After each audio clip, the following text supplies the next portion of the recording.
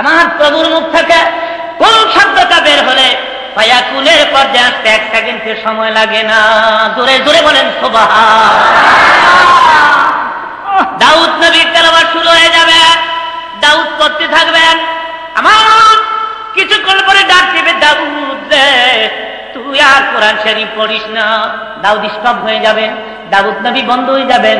আমার মাহবুব ডাক দিবে, আমার হাবিব কই গো, আমার বন্ধু কো। হাবিব, আমার কোরআনের জন্য দাউদ নবী কষ্ট পায় নাই, আমার কোরআনের জন্য দাউদ উহুদের ময়দানে দাঁত ভাঙে না। দাঁত ভেঙেছ তাহলে তুমি ভেঙেছ। আমি একটু বাস্তব ওয়াজ আপনাদের শোনাতে চাই। আমি দেখেছি হাজিরা যখন উহুদ পাহাড়ের পাশে গিয়ে দাঁড়ায়, যেমন একটা হাজি নাই রে, উহুদ সে পাহাড়ের পাশে গেলে চোখে পানি আসে না। যদি বলি হাজি কেন কান্দ পাহাড়ের পাশ, হাজি বলে হুজুর এই তো গো এই উহুদ, যে উহুদেরই পাশে নবী দিনের জন্য দাঁত ভেঙে দিয়েছে, পাহাড়ের নিচে ঘুমিয়ে আছেন নবীজি চাচা বীর আমির হামজা। আমির হামজার কবরের কিনারে দাঁড়াইয়া একটু চোখ বন্ধ করলে একটু রাখা ভাই আসলে যেন দেখা যায় রে কবরের ভিতরে আমির হামজা জিন্দা বসা।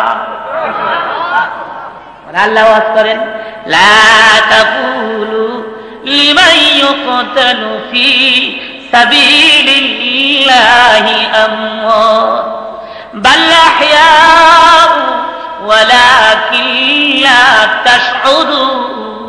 দাঁত ভেঙে ক্ষান্ত হয় না উহুদের ময়দানে, কপালের ডান দিক দিয়া লোহার কড়া মাথার হাড় ভেদ করে ভিতরে ঢুকে পড়েছিল। আমার নবী উহুদের মাঠে একটা গর্তের ভিতরে পড়ে যান, সঙ্গে সঙ্গে খবর হয়ে গেল কোতেলা মুহাম্মদ, মুহাম্মদ নাই রে, মুহাম্মদ চিরবিদায়। শয়তান মাদুদ খবরটা ছড়াই দিয়েছে মতান্তরে। কাফির বেঈমানেরা সারা যুদ্ধের ময়দানে কিছুক্ষণের মধ্যে খবর ছড়াই দিছে মুহাম্মদ না। সাহাবীরা কান্দে, কার জন্য বেঁচে থাকবি রে, কারে মুখ দেখাবি, কেন রে দুনিয়ায় বেঁচে থাকবি, দিনের নবী নাই, যে মুখ দুনিয়ায় কারে দেখাবি। হযরত আলী বলেন, আমার নবী নাই এই খবর শুনিয়া আমি আলী পাগল হয়ে যাই। একবার দৌড় দিলাম, যারা শহীদ হয়ে গেছে ওখানে গিয়ে তালাশ করলাম, আমার নবীরে পাইলাম না। যারা বেঁচে আছে ওখানে যাইয়া রাসূলকে তালাশ করে পাইলাম না। হযরত আলী উহুদের মাঠে সেজদায় পড়ে অন্যায় করে দেয়া না হইও না, ঈসা নবীর মতো তোমার বন্ধুকে আকাশে তুলে নিও না। অমনি দেখা যায় নবীর একজন সাহাবী দৌড়ে আসে, আলী কাঁদে, আলীর কানের গোড়ায় মুখ লাগায় কয়, আলী দে রাসূল মরে না। আলী বলে, কোথায় রে আমার দিনের নবী, লইয়া যা আমারে। হযরত আলী গিয়ে দেখে আমার নবী উহুদের ময়দানে গর্তের ভিতরে কাইতে বইরা রয়েছে।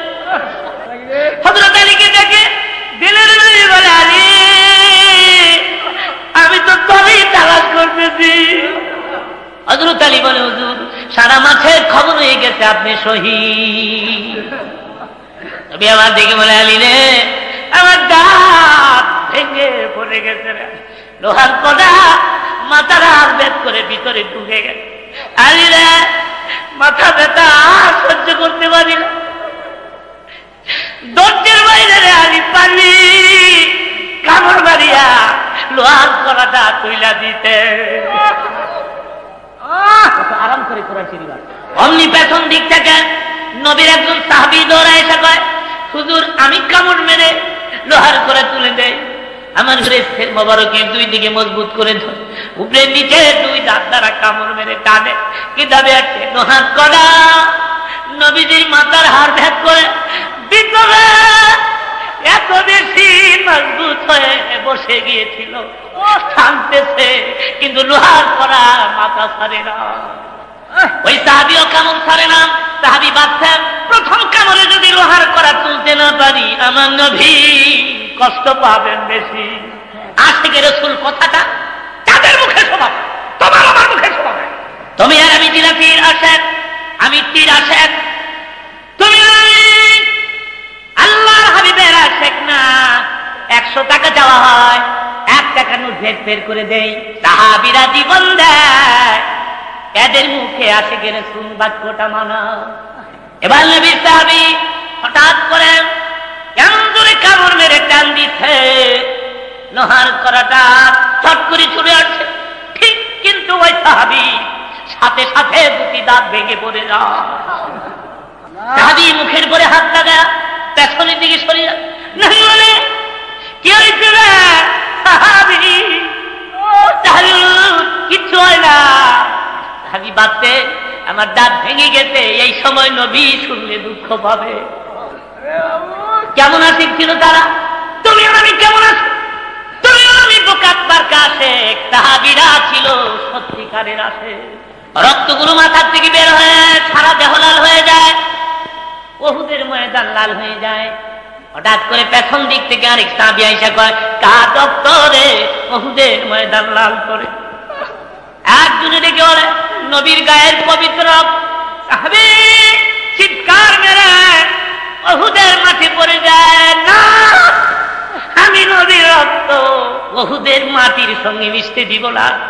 জিহ্বা ভেদ করে চেটে চেটে রক্তগুলো পান করে আমার নবী পেছনের দিকে তাকায় কয়, সাহাবী রে, আমার রক্ত পান করলি না দুজক হারাম করলি? মদিনায় খবর হয়ে গেল দিনের নবী উহুদে শহীদ। মদিনার অবস্থাটা কি হয়েছিল শোনেন। চারদিক থেকে মদিনার ছেলেরা বের হয়ে যায়, মদিনার মেয়েরা কান্নার রোল পয়দা হয়ে গেল, রাসূল নাই গো, রাসূল নাই।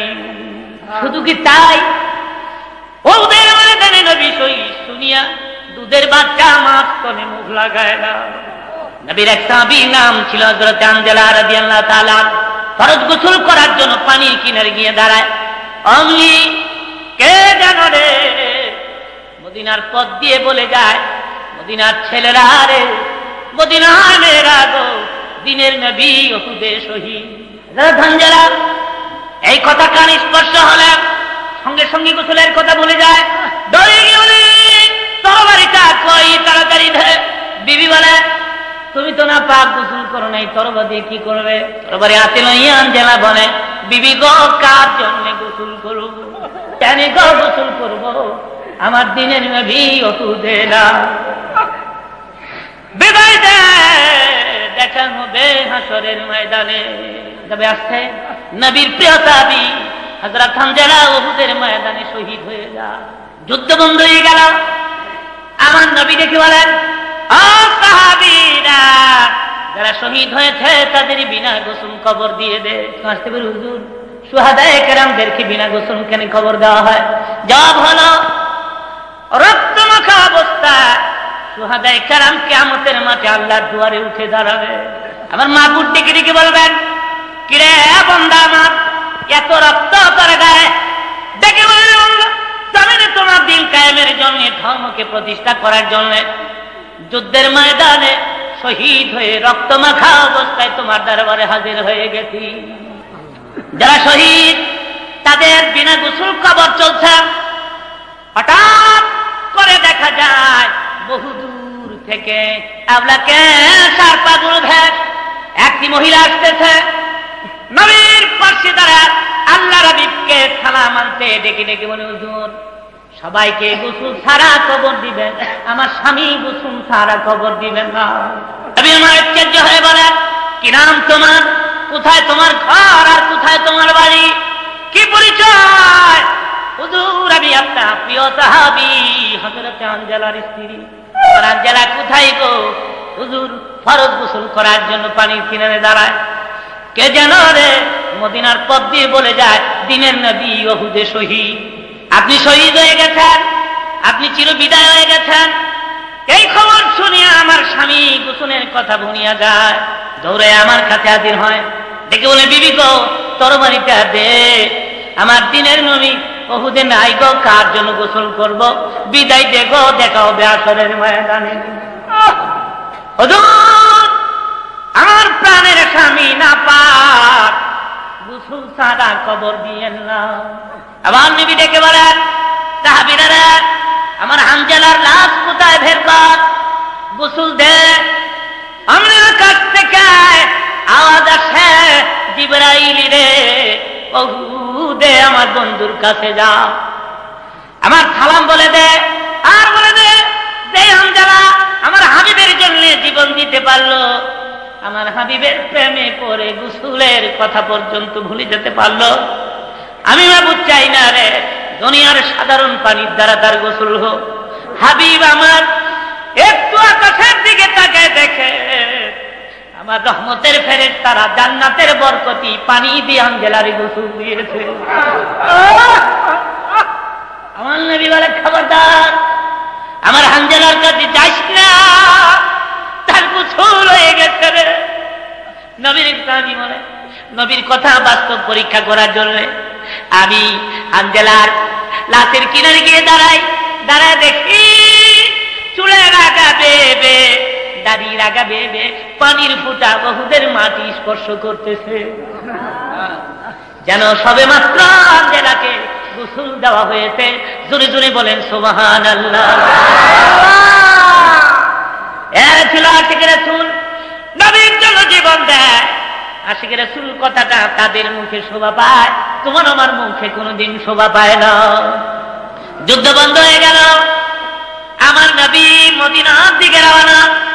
কিন্তু বলছেন দুইজন সাহাবীর কাঁধে ভর করে আমার নবী যান, পা দুটা জমিনের সঙ্গে লেগে লেগে যাচ্ছে। রক্ত শূন্য অবস্থায় আমার নবী দুর্বল হয়ে গেছে।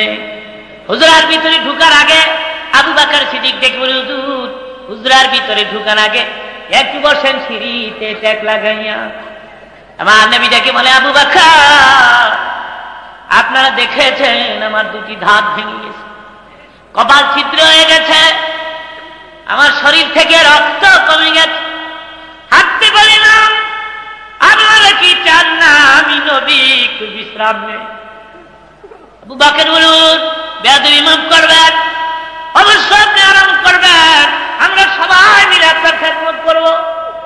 আমি কেন বলছি, কালকে সারা মদিনায় খবর হয়েছে আপনি শহীদ হয়ে গেছে। মদিনার ছেলেরা কাঁদবে, মদিনার ছোট্ট ছোট্ট মেয়েগুলো কাঁদবে, মদিনার মাসুম বাচ্চা দুধের বাচ্চা মাছ তোলে মুখ লাগায় না। ওই ছেলে মেয়েগুলো শুনেছে আপনি শহীদ হল্লাই, আপনি ফিরে আসতেছেন। সমস্ত ছেলে মেয়েগুলো আসতেছে দৌড়াইয়া রাহমাতুল লিল আলামিন এক নজর দেখার জন্য। নবীর জিন্দেগীর এই করুণ ডায়লগ শুনে যারা চোখে পানি রাখতে পারলেন না, যাদের চোখের কোটা পিটে গেল, যাদের অন্তরে দুঃখ লাগলো, মাহফিল সাক্ষী কিয়ামতের মাঠ যেদিন শুরু হবে, তোমার আমার চোখের পানি আল্লাহর দুয়ারে গিয়ে দাঁড়া, ডেকে ডেকে বলবি, তোমার নবীর জীবনী শুনে বান্দা কাঁদছে, আমি আমার কান্দনে ব্যক্তিকে জাহান্নামের আগুনে জ্বলতে দিব না।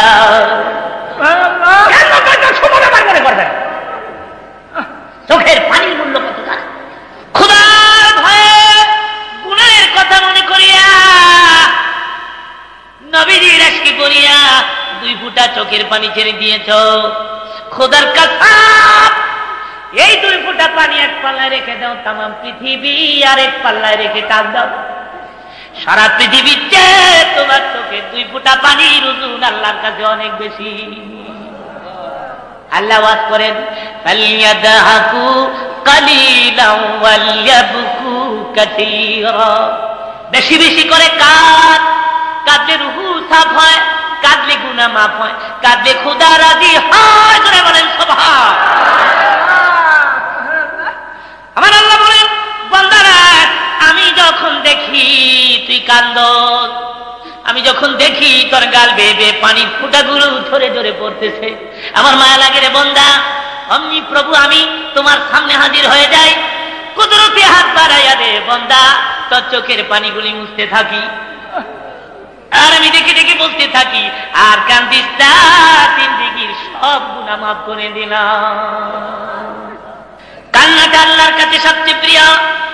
গালিবান হযরত মুসা কালিমুল্লাহ পথ দিয়ে যান, উনি শোনেন পাথর কান্দে, ডেকে ডেকে বলে, পাথর রে কেন রে তুই কান্দোস? পাথর ডেকে বলে, পয়গম্বর মহান আল্লাহ কোরআন শরীফে ওয়াজ করেছেন, পাথর এবং মানুষ জাহান্নামের ইন্ধন হবে, মানুষ আর পাথর দিয়া জাহান্নামকে চালাবে আল্লাহ।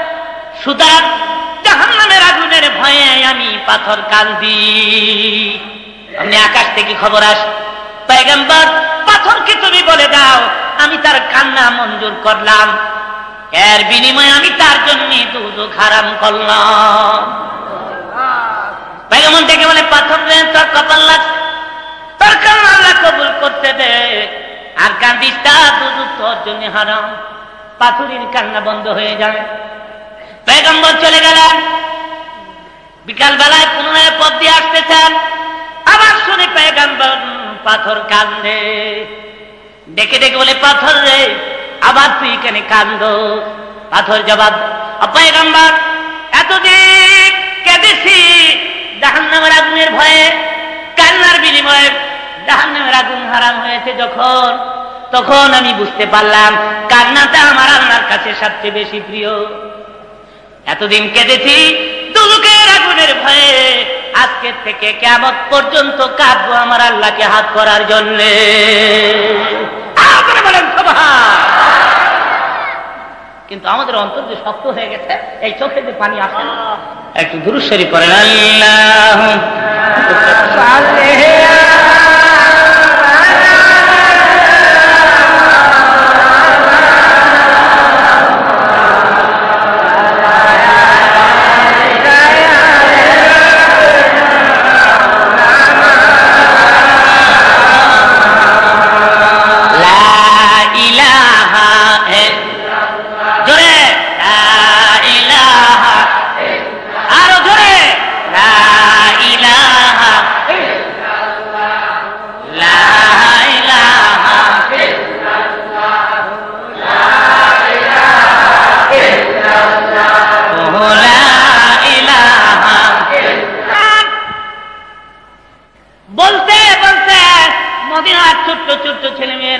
আমার নবী চারদিক দিয়ে ঘেরাও করে দাঁড়ায়, আমার নবী সুন্দর চেহারার দিকে এক দৃষ্টিতে তাকিয়ে। এখানে কথা শেষ নয়, হুজুরের জীবনী খুলে দেখেন। জীবনের প্রথম যেদিন সোনার মদিনায় হিজরত করেছিলেন, মদিনার ছোট্ট ছোট্ট ছেলে মেয়েরা চারদিক থেকে আমার নবীর শানে নাচ গাইতে গাইতে চারদিক থেকে জমা হতে থাকে। সেদিনের নাচ কত সুন্দর ছিল। ছেলেরা বলতেছিল, তালাল বাদরু আলাইনা মিন সানিয়াতিল বিদাই ওয়াজাবাত শুকরু আলাইনা মাদা লিল্লাহি দাই। মদিনার ছেলেরা, মদিনার মেয়েরা, দেখিয়া যা আমাদের মদিনায় পূর্ণিমার চাঁদ উঠেছে। নবীর উঠে চারদিক দিয়ে ঘেরাও করে দেয়। মদিনার ছোট্ট ছোট্ট ছেলে মেয়েরা মাথা বেঁকা করে হুজুরের চেহারা দেখতে ছেলে মেয়েদের কষ্ট হয়। অনুভব করতে পেরে আমার নবী উটের পিঠ থেকে লাফ মেরে জমিনে নেমে যান। অমনি ছেলে মেয়েরা ঘেরাও করে দেয়। আমার নবী আর চোখে পানি রাখতে পারে না, কাঁদেন আর দুই হাত ছেলে মেয়েদের মাথার করে বুলিয়ে দেন। ডেকে ডেকে বলেন, ও মদিনার ছেলেরা, ও মদিনার মেয়েরা, তোমরা কি আজীবন এভাবে আমার পাহারা দিয়ে রাখবে? সব সময় আমাকে দেখে রাখবে, আমাকে ভালোবাসবে, আমাকে আদর যত্ন করবে, কোনদিন তোমরা আমাকে ভুলবে না। আমি আমার মায়ের দেশ জন্মভূমি মক্কা নগর থেকে তোমাদের দেশে, মক্কার লোকেরা আমাকে দাঁড়িয়ে দিতে, মক্কার লোকেরা আমার ভালোবাসে না, তোমরা কি আমাকে ভালোবাসবে? নবীর কলিজা ফিরে গিয়েছিল যেদিন নবী মক্কা থেকে মদিনার পথ বাইতুল্লাহ কিনারে দাঁড়াইয়া বাইতুল্লাহর গিলাফ করে নবী কাঁদবে, বাইতুল্লাহ রে প্রাণ করে আমি তোর খেদমত করতে পারলাম না,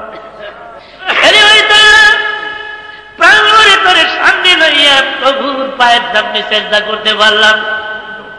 বাইতুল্লাহ রে আমার মন চায় না, তথাপি তোরে তুই আমি মদিনায় যাই। মদিনায় যাওয়ার পরেও তুমি বাইতুল্লাহকে ভুলে গেছিলেন? বারবার অপেক্ষায় থাকতেন কোন দিন আপনাদের কেবলা পরিবর্তনে জোরে সুবহান।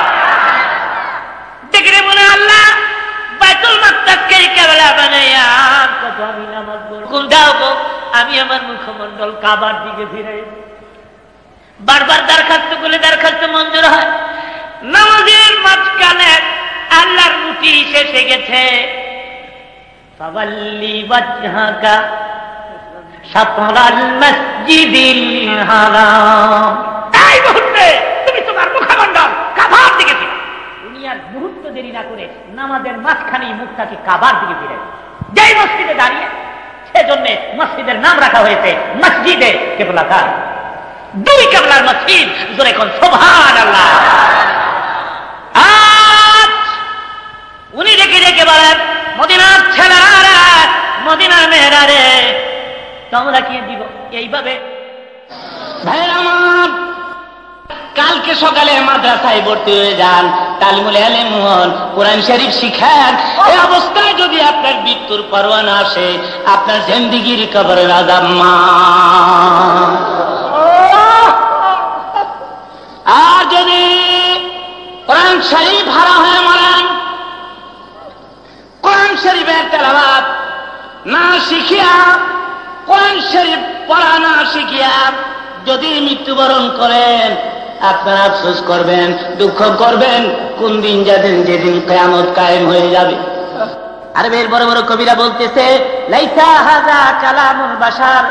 আব্দুল্লাহর পোলা, আমরাও স্বীকার করলাম, এটা বশর রচিত আওয়াজ নয়, এটা মানুষের ভাষা নয়, এটা আসমানি আওয়াজ।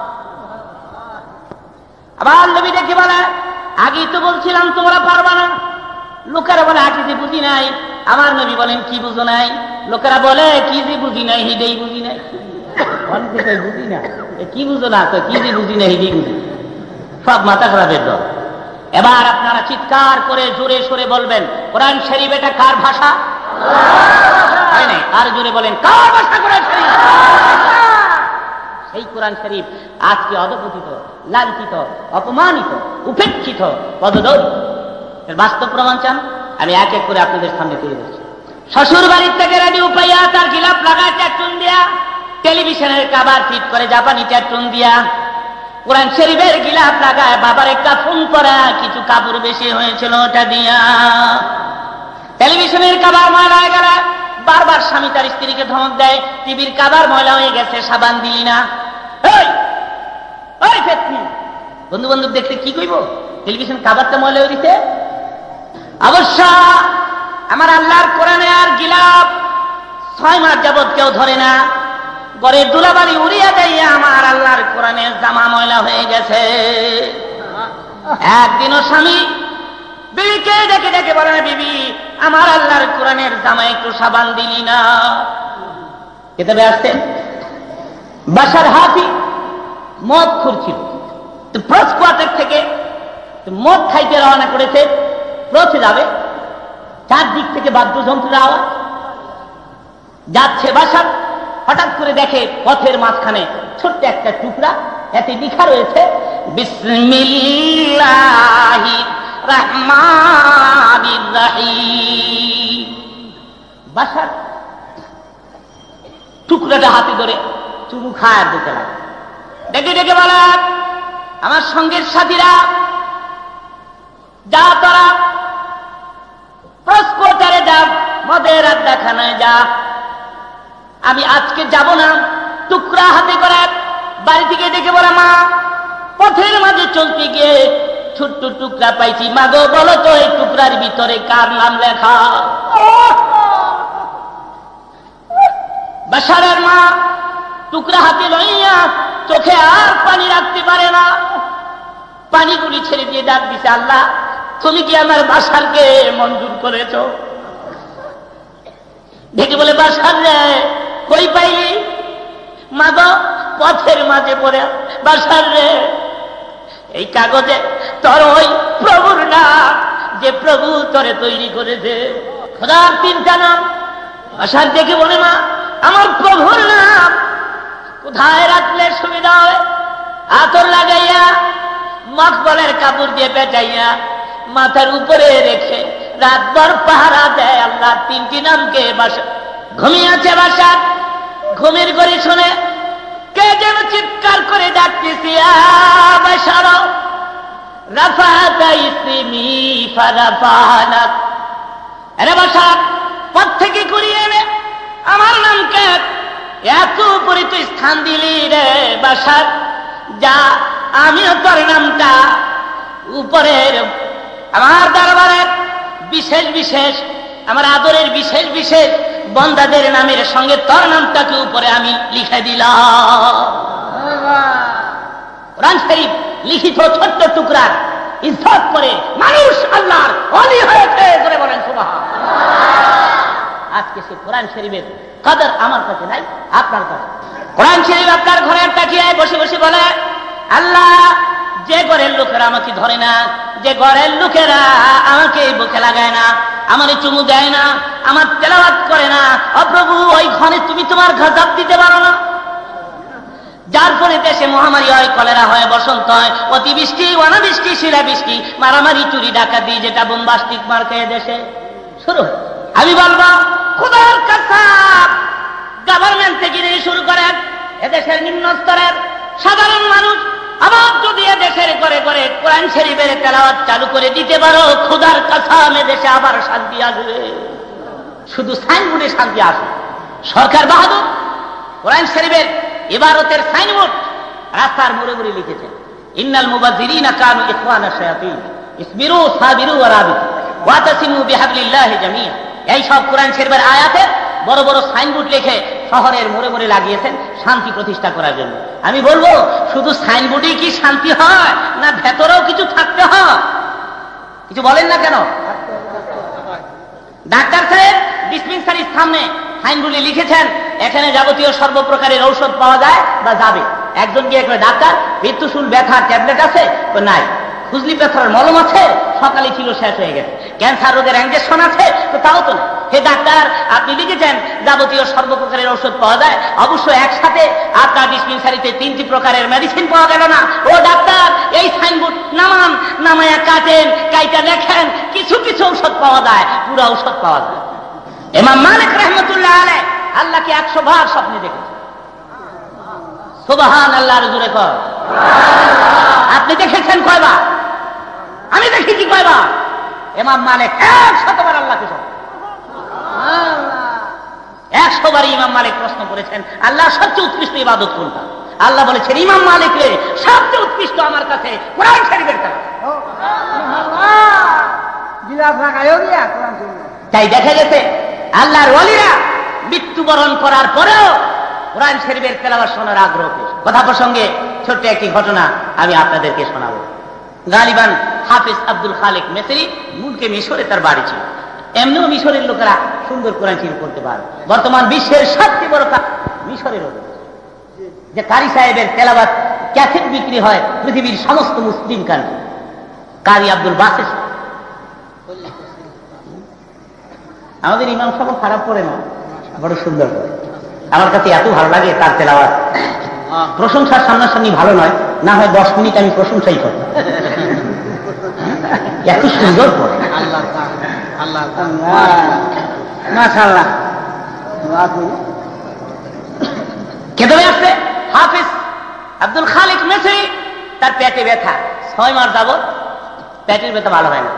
তো এক ব্যক্তি ডেকে বলে, খালেক, অমুক এলাকায় আল্লাহর ওলি এক কবর আছে, ওখানে গিয়ে কোরআন শরীফ খতম করে শোনাও, দোয়া করো, আল্লাহর কাছে হয়তো ভালো হতেও পারো। খালেক মিসরি ভাবছে পরামর্শটা মোটামুটি খারাপ না। তো কবরের পাশে বসে, ওলি আল্লাহর কবরের পাশে বসে পেটের ব্যথা সহকারে 30 পারা কোরআন শরীফ পুরোটা খতম করছে। অতবার হাত তুলে দেখি বলে, আরে আল্লাহর ওলি, মুসলমান হিসাবে জানি আল্লাহর ওলিরা মৃত্যুবরণ করে না, সেজন্যই তোমার কবরের পাশে 30 পারা কোরআন খতম করেছে। এটাও জানি তুমি আমাদের ভালো করতে পারো না, মন্দও করতে পারো না, তবে তোমার কবরের পাশে কোরআন শরীফ খতম করেছি কারণ খোদার সাথে তোমার সম্পর্ক ভালো। তাই আমার পেটের ব্যথা যদি ভালো হয়ে যায়, আমার পেটের ব্যথা যদি ভালো হয়ে যায়, আমি খুশি হব। আল্লাহ বলি বেশি বেশি করে প্রাণ ভরে প্রভুর ইবাদত করব। কেতাবে আসছে মুনাজাত কমপ্লিট করার পরে যেন মনে হয় পেটের ব্যথা পেটের ব্যথা আগের চেয়ে একটু বেশি বেশি লাগে, কম্বু দূরের কথা আরবি বাড়ছে লাগে। আব্দুল খালেক আবার কষ্ট করে 30 পারা খতম কমপ্লিট করে আবার মুনাজাতে বলে, মুসলমান হিসেবে জানি আল্লাহর ওলিরা মরে না। আবার কষ্ট করে দ্বিতীয়বার খতম শোনাইলাম, তবে এটাও জানি তুমি আমার ভালো মন্দ কিছু করতে পারো না, আমার প্রভু ছাড়া কোরআন শরীফ পড়েছি, প্রভুর সাথে সম্পর্ক ভালো তোমার, তাই পেটের ব্যথা যদি ভালো হয় খুশি হব, বেশি বেশি করে প্রভুর ইবাদত করব। কেটে বাড়ছে, মনে হয় ব্যথা আরো বেশি বেশি লাগে। মিশরের মানুষ মেজাজ একটু করা কিচিমে পাশের জঙ্গলার থেকে একটা ব্যাগ কেটে এনেছে, আবার সোজা দাঁড়ায় কবরের পরে জোরে জোরে 3টা আঘাত করে, এক একটা আঘাতের চোটে কবর থেকে মাটিগুলো ব্যাটের সাথে চারদিকে সরিয়ে দূরে ব্যাট নিক্ষেপ করে দিয়ে যাচ্ছে। এতদিন জানতাম আল্লাহর ওলিরা মরে না, আজকের থেকে জানলাম আল্লাহর ওলিরা মরে না। কেটে বাড়ছে 6 মাসের মধ্যে যে হাফেজ খালেক মিস্ত্রির চোখে ঘুম নাই কেন জানি রে, হঠাৎ করে তার চোখে ঘুমটারি হয়ে যায়। ঘুমেরই ঘরে স্বপ্নে দেখে পাহাড়ের কেনার ঘষে ঘষে যাচ্ছে খালেক। আমনি পাহাড়ের আড়াল থেকে এক ব্যক্তি বের হয়ে আসে, সামনে দাঁড়ায় বলে, খালেক দাঁড়া, কাদাম বাড়াবার ক্ষমতা তোর নাই, দামাত তুলিয়া পিঠটা বের করে কে, এই দেখ 3টা আঘাত করে আমার পিঠটারে কি করছ। খালেক দৌড়ে গিয়া আল্লাহর ওলির পায়ে পড়ে যায়, আল্লাহর ওলি হাতে ধরে পায়ে পড়ি, মেহেরবানি করে আমাকে মাফ করে দেয়, আমি বুঝি নাই জানি নাই। আল্লাহর ওলি ডেকে বলে, খালেক রে, আমার কবরের পাশে যখন কোরআন শরীফ খতম করতেছিলি, খোদার কসম রে, আমার জীবনে এত মিষ্টি কোরআন তেলাওয়াত কোনোদিন শুনি না। পুরা কোরআন শরীফ খতম শুনেছি রে খালেক, আমার তৃপ্তি মিঠে নাই। ভাবছি তুমি আবার এক খতম আমারে শোনা, আবার খতম শুনাইলি রে খালেক, আমার তৃপ্তি মিঠে নাই। ভাবছিলাম রে আবার নি তুই এক খতম আমারে শোনা, শোনাইলি না। এইভাবে আঘাত করে দিলি পিঠের পরে। খালেকরা আজ আমি তোরে ছাড়ছি না। খালিক মিস্ত্রি পায়ে পড়ে চোখের পানি ছেড়ে দিলেন, যদি ক্ষমা না করেন এই কাদাম আমি ছাড়বো না। এনে আমার পিঠটাকে বেটে দিলাম, আঘাতের বিনিময়ে যতগুলো আঘাত পারেন আমারে দেন, যা শাস্তি মনে চাই তাই দেন, তথাপি আমাকে মাফ করতে হবে। আল্লাহর ওলি ডেকে বলে, খালেক রে, আঘাতের বিনিময়ে আমি তোর আঘাত দিতে চাই না, আমার একটা আবদার পুরা করবি কিনা বল। খালেক বলে, হুকুম দেন, জীবনের বিনিময়ে হলেও আমি আপনার কথা রাখবো। আল্লাহর ওলি ডেকে বলে, খালেক রে, আঘাতের বিনিময়ে আঘাত দিতে চাই না, ওয়াদা দে রে, প্রতি মাসে মাসে আমার কবরের কিনারে এক কোরআন খতম শোনাবি। খালেক মিস্ত্রি ডেকে বলে, পৃথিবীতে যতদিন বেঁচে থাকবো প্রতি মাসে মাসে তোমার কবরের পাশে দাঁড়াবো গো, আল্লাহ বলি এক কোরআন খতম আমি তোমারে শোনাবো। সঙ্গে সঙ্গে ঘুম ভেঙে যায়, কিতাবের সে ঘুম থেকে উঠা দেখে পেটের ব্যথা নাই।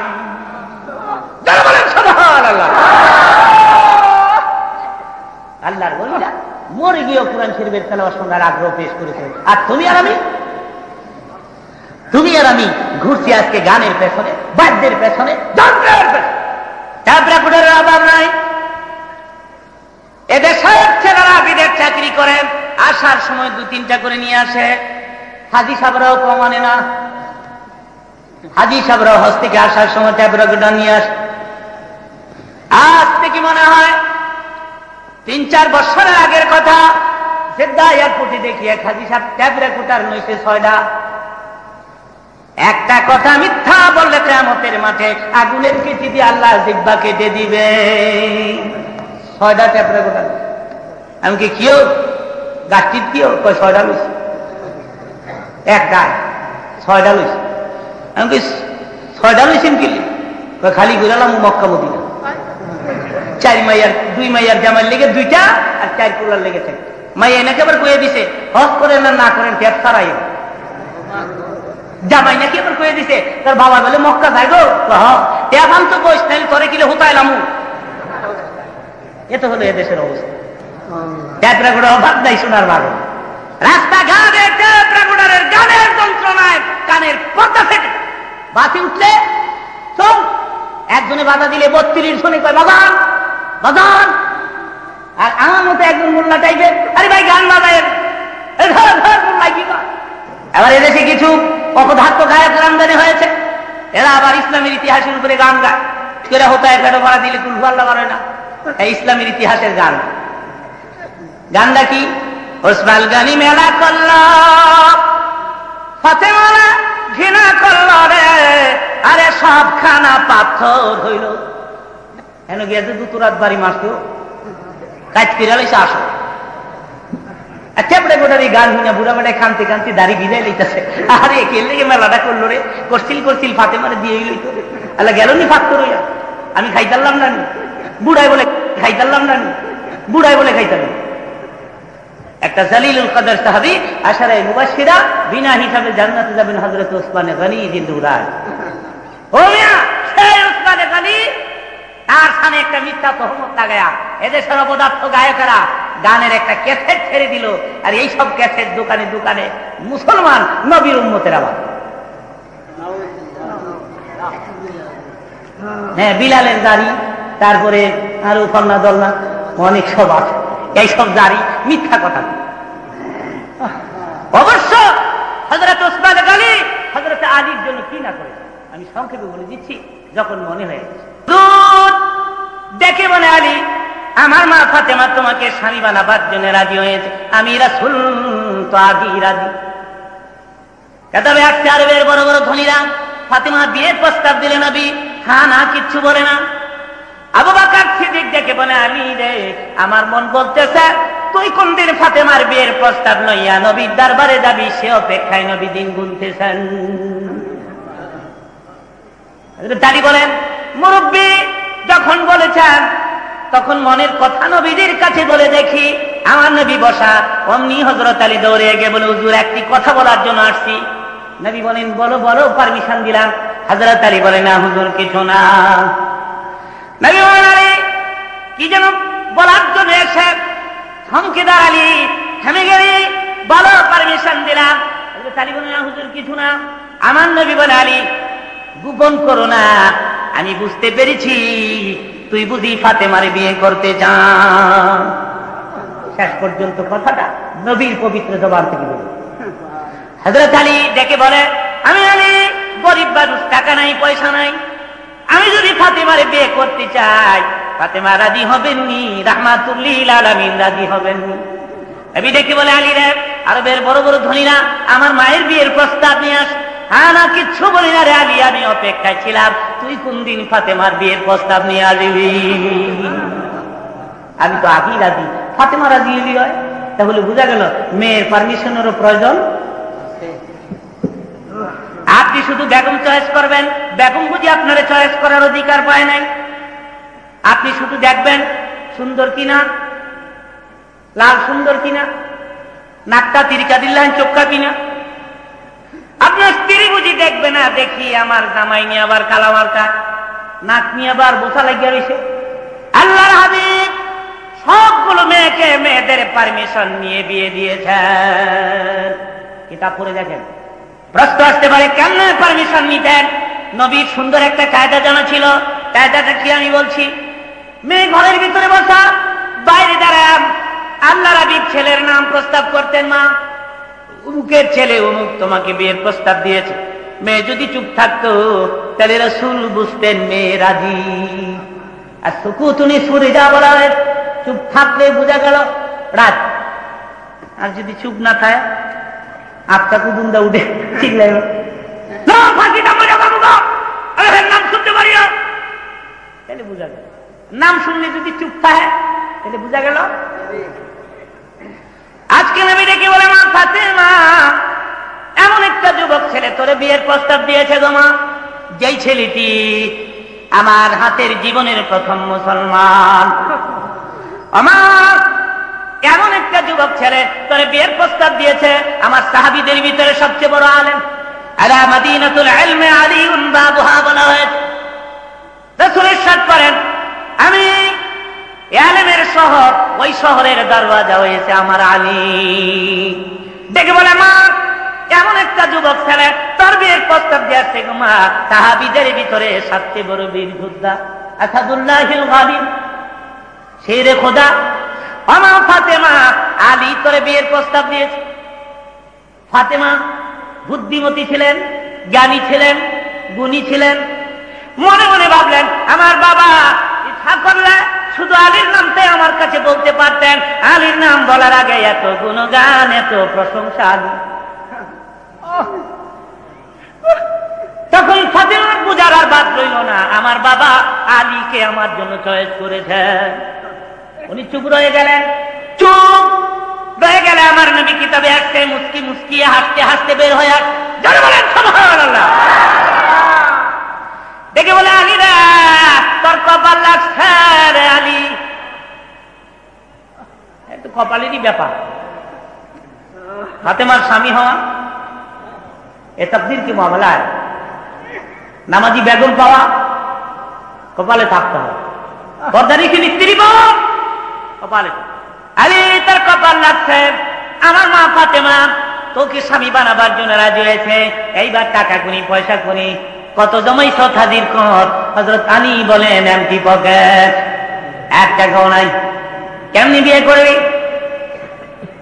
হযরত আলী বলেন, হিজরতের পরে আমি আপনার বাড়িতেই তো থাকি, আপনার সংসারের 51 আমি আলীও তো একজন সদস্য। আমার নবীর ঘরের চুলায় পাক হলে আমি খাই, নবীর ঘরের চুলায় যেদিন পাক হয় না, মদিনার পাথর আমি পেটে লাগাইয়া ঘুমাই। আমি কোথায় পাই টাকা, কোথায় পাই? তো হুকুম যদি দেন, যুদ্ধের ময়দান থেকে মালে গানিমাত হিসাবে 3টা জিনিস পেয়েছি, একটা ঘোড়া, আরেকটা তরবারি, একটা ঢাক। হুকুম দেন 3টা ফাতেমার জন্য বাজারে বিক্রি করি। আমার নবী দেখে বলে, আলী রে তরবারি ঘোড়া বিক্রি করিস না, যুদ্ধ বন্ধ হয় না রে আলী, অহরহ যুদ্ধ লেগে আছে। যা রে আলী, বাজারে ঢাল বিক্রি করতে যা। ঢাল হাতে লইয়া হযরত আলী দৌড়াচ্ছে। অমনি প্রতিমধ্যে ওসমান গনির সঙ্গে সাক্ষাৎ। দেখে বলে, ওসমান গনি, আলী এই ঢাল যদি আমি খরিদ করি আমার কাছে বিক্রি করবে কিনা? হযরত আলী বলেন, কোন আপত্তি নাই, কত টাকা দিতে হবে আলী? হযরত আলী বলেন, একটা দাম ধরিয়া লইয়া যান। আমার কাছে বেশি যদি থাকতো আমি বেশি দিতাম, 480 দিরহাম, মতান্তরে 440 দিরহাম আমার পকেটে আছে রে আলী, দিবি? এই দিরহামগুলির বিনিময়ে ঢাল আমাকে দিবি কিনা? হযরত আলী ঢাল ওসমান গনির কাছে দিয়ে টাকাগুলো পকেটে লইয়া দৌড়াচ্ছেন নবীজির দরবারে। পেছন দিক থেকে চিৎকার করে ডাকে ওসমান গনি, আলী রে বহুদূর থেকে পাগল হইয়া দৌড়াইলাম পথের মাঝে তরে ধরার জন্য, ডাল কেনার জন্য আমি পেরেশান হয়ে গেলাম। আলী রে এই ঢালটার কি প্রয়োজন ছিল, একটু জিজ্ঞাসাও করলি না? হযরত আলী ডেকে বলে, শোনেন নাই ফাতেমার আমার বিয়ের তারিখ হয়ে গেছে? শোনেন নাই? এমনও দেখবেন যুবক যুবতীর যদি বিয়ের তারিখ হয়ে যায়, যুবকের ঘুম হয় না, যুবতীরও ঘুম হয় না, ছেলেরও ঘুম হয় না, মেয়েরও ঘুম হয় না, বড় বড় চোখ করে খালি চায়।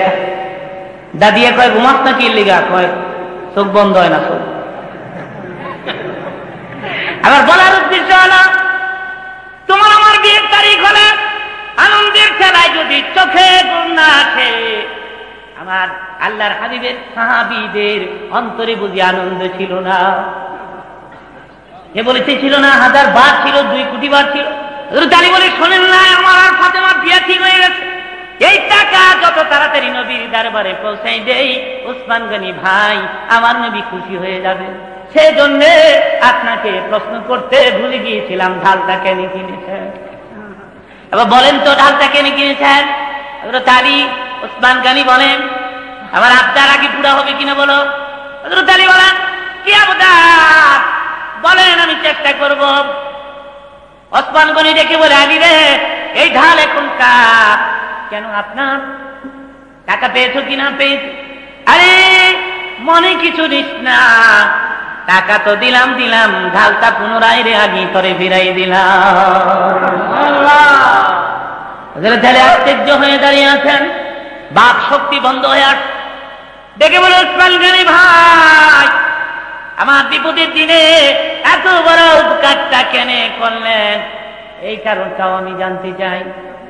এমন সময় দেখা যায় কান্দে রে ওসমান গনি, গাল বেয়ে বেয়ে পানির ফুটাগুলো ঝরে ঝরে পড়ে, মাটি ভিজে যাচ্ছে, বুক ভিজে যাচ্ছে, দাড়ি ভিজে যাচ্ছে। হযরত আলী ডেকে বলে, কেন কান্দেন, কি দুঃখ আপনার? বলে ওসমান গনি বলে, আলী রে, দুঃখ না, কিয়ামতের মাঠ যেদিন শুরু হয়ে যাবে, মানুষগুলো পানির পানি বলে যখন চিৎকার মারবে, কেন কঠিন ময়দানে রে আলী, আমার জীবনের কিছুই যদি মঞ্জুর না হয়, আমি ওসমান গনি সেজদায় পড়ে যাব। দিল্লিগির কিছুই যদি কবুল না হয়ে থাকে, আমি একদিন নবীর মা ফাতেমার স্বামী আলীর উপকার করছিলাম, এই খাতিরে তুমি আমারে মাফ দিয়ে দাও। যেখানে হযরত আলী, হযরত ওসমান গনি হযরত আলীর এত সুন্দর উপকার করলেন, সেখানে এদেশের অপদার্থ গায়ে কারাম জাহেলের জাতেরা ওসমান গনির শানে তহমত লাগিয়ে একটা মিথ্যা গানের ক্যাসেট মার্কেটে ছেড়ে দিল। এগুলি নবীর উম্মতেরা কিনে কিনে পড়ে, জোরে বলেন নাউজুবিল্লাহ। এই সব জারি গানের ক্যাসেট আর কোনদিন শুনবেন? হাত তুলে আল্লাহকে দেখান, শুনবেন কিনা? নারায়ে তাকবীর, দিলিপ্লব, দিলিপ্লব, জবান জবান। ওই ভাইরা আমার, তো বলতেছিলাম আল্লাহর ওলিরা মৃত্যুবরণ করার পরে কোরআন শরীফের তেলাওয়াত শোনার আগ্রহ পেশ করেছে। তুমি আমি গানের পাগল হয়ে গেলাম। আবার ঘরে ঘরে কোরআন শরীফের তেলাওয়াত চালু করেন, আবার গ্রামে গ্রামে মাদ্রাসা কায়েম করেন, আবার প্রতিদিন শোয়ার সময় সূরা মুলক তেলাওয়াত করে শোন। ঘুম থেকে উঠিয়ে না সূরা ইয়াসিন তেলাওয়াত করে অফিসে যান, জমিনে যান, বরকত হবে কিনা জোরে বলেন? আপনার জিন্দেগি সূরা মুলক গুলো যেদিন মৃত্যুবরণ করবেন, যত প্রশ্ন পারো আমারই করো, আমি পাখি হয়ে তার পক্ষ থেকে জবাব দিই। আমি আজকে আপনাদের অনুরোধ করব, আমি জানি না এখানে এমন কোন মুসলমান আছেন কিনা যারা কোরআন শরীফ পড়তে পারেন না, যারা কোরআন শরীফ পড়তে পারেন না, যারা ছোটকালে পড়েছেন এখন ভুলে গেছেন। আমি আজকে আপনাদের আহ্বান করব, আপনারা তাড়াতাড়ি কালকে সকালে মাদ্রাসা নিয়মিত ছাত্র হয়ে যান, কায়দা খরিদ করিয়া। ওইদিকে লোক বেশি তো, সেই জন্য এদিকে একটু চাল। ভাই আমার, কায়দা খরিদ করেন, কালকে সকালে মাদ্রাসায় ভর্তি হয়ে যান, তালিমুল ইলম হন, কোরআন শরীফ শিখেন। এই অবস্থায় যদি আপনার মৃত্যুর পরোয়ানা আসে, আপনার জিন্দেগির কবরের আযাব মাফ। আর যদি কোরআন শরীফ হারা হয়ে মরেন, কোরআন শরীফের তেলাওয়াত না শিখিয়া, কোরআন শরীফ পড়া না শিখিয়া যদি মৃত্যুবরণ করেন, আপনারা আফসোস করবেন, দুঃখ করবেন। কোন দিন যেদিন কিয়ামত কায়েম হয়ে যাবে, আমার মাবুদ কোটি কোটি জনতার সামনে হযরতে দাউদ আলাইহিস সালামকে ডেকে বলবে, দাউদ নবী গো, আজকের কিয়ামতের মাঠে একটু কোরআন শরীফ থেকে তেলাওয়াত করে শোনায় দাও। আরো কত নবী পয়গম্বর কিয়ামতের মাঠে থাকবেন, দাউদ নবীকে এখানে কোরআন শরীফ পড়তে বলা হবে? জবাব হলো, দাউদ নবীকে আমার আল্লাহ সুন্দর একটা কণ্ঠ দান করেছিলেন, এই মধুর কণ্ঠ দুনিয়ার আর কোন পয়গম্বরকে দেন নাই। আমাদের রাসূল এটা আলাদা। ধরে কোন সুবহান, আর ধরে কোন সুবহান। ইউসুফ আলাইহিস সালামকে বড় রূপের পুরুষ আল্লাহ বানাইছে, আমাদের রাসূল এটা অন্য জিনিস, এটা একজন রূপের। ধরে কোন সুবহান। আমি আসতেছি ভৈরব বাজার 3 কোটিতে, তৈরি হন বক্তৃতা শোনার। ঈদে মিলাদুন নবী রবিউল আউয়ালের চাঁদে আমি রাসূলের কিঞ্চিত জীবনী 3 কোটি ভৈরব বাজারে পেশ করার চেষ্টা করব। যদি আল্লাহ আমাকে বাঁচায় রাখেন, তালি দিবেন না। ওয়াজ মাহফিলে তালি নয়, মনে থাকবে, মনে থাকবে।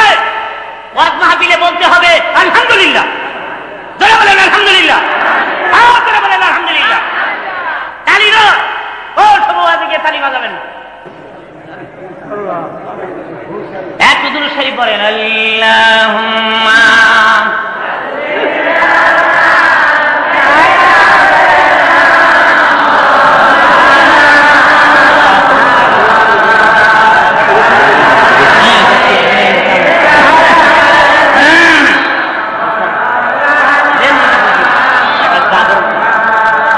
মহব্বতে জোরে সরে পড়েন আল্লাহুম্মা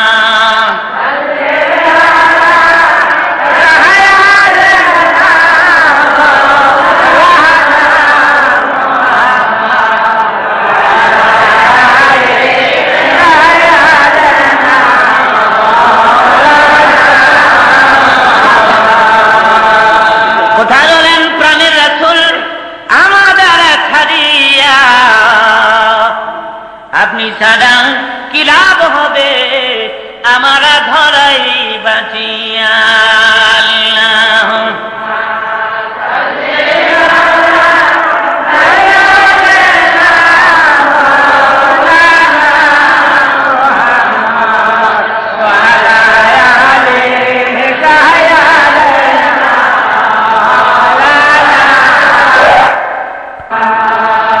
নবীর নামে যারা দিল ভাই কান্দে না, রোজ হাসরে বাইজান তারা নবীরই দেখা পাবে না। বালাগাল উলা বিকামালিহি কাশাফাদ দুজা বিজামালিহি হাসানাত জামিউ খিসালিহি সাল্লু আলাইহি লা ইলাহা, সবাই করুন লা ইলাহা ইল্লাল্লাহ মুহাম্মাদুর রাসূলুল্লাহ। বলেন সাল্লাল্লাহু দাউদ আলাইহিস সালামকে কোরআন শরীফ পড়তে বলবে, উনি তো আমাদের যুগে ছিলেন না, উনি কেমনি কোরআন শরীফ পড়তে পারবেন? জবাব হলো